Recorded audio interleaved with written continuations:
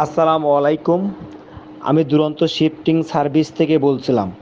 আশা করি আপনারা সবাই ভালো আছেন, আমরাও ভালো আছি। আজকে আমাদের যে কাজটা চলতেছে সেটা হচ্ছে উত্তরা 14 নাম্বার সেক্টরে আমাদের আনলোড করা হচ্ছে।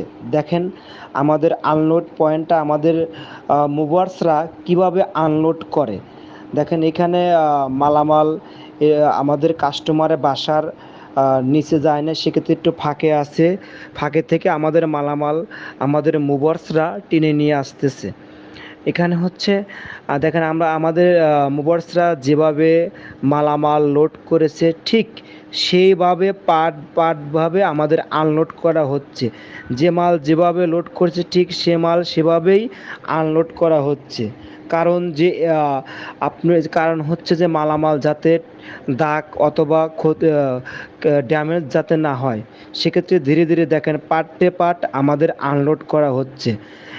মালামাল নতুন বাসাতে নিয়ে আবার যেটা যেভাবে পুরাতন বাসাতে ছিল ঠিক সেটা সেভাবে নতুন বাসাতে সেট করে দিবে। এখানে আমাদের আজকে যে কাজটা চলতেছে সেটা হচ্ছে উত্তরা 14 নাম্বার সেক্টর। এই এই লোড হয়েছে আমাদের বসুন্ধরা এফ ব্লক থেকে, আর আনলোড পয়েন্ট আমাদের উত্তরা 14 নাম্বার সেক্টর। দেখেন আজকে আমাদের লেবাররা যে আজকে আমাদের যে ভিডিওটা ধারণ করা হচ্ছে, কিছু কিছু কাস্টমার আমাদেরকে বলে যে ভাই আপনাদের লেবাররা কিভাবে মালামাল টেনে নিয়ে যাবে।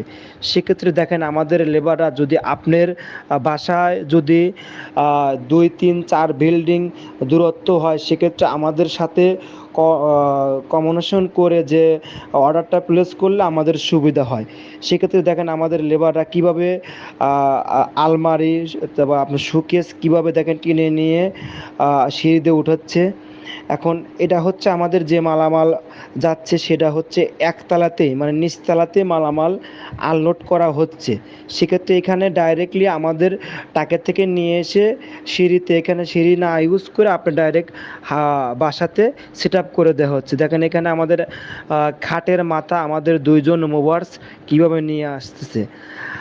আজকে আমাদের যে কাজটা চলতেছে সে কাজটা হচ্ছে আমাদের কাস্টমার অর্ডার প্লেস করার আগে আমাদেরকে বলছে যে ভাই আমাদের বাসার সামনে আপনাদের ট্রাকটা যাবে না। সেক্ষেত্রে আমাদের মালামাল টেনে নিয়ে আসা হচ্ছে। দেখেন আমাদের আলমারিটা ফিটিং করা হচ্ছে, খাটটা ফিটিং করা হচ্ছে।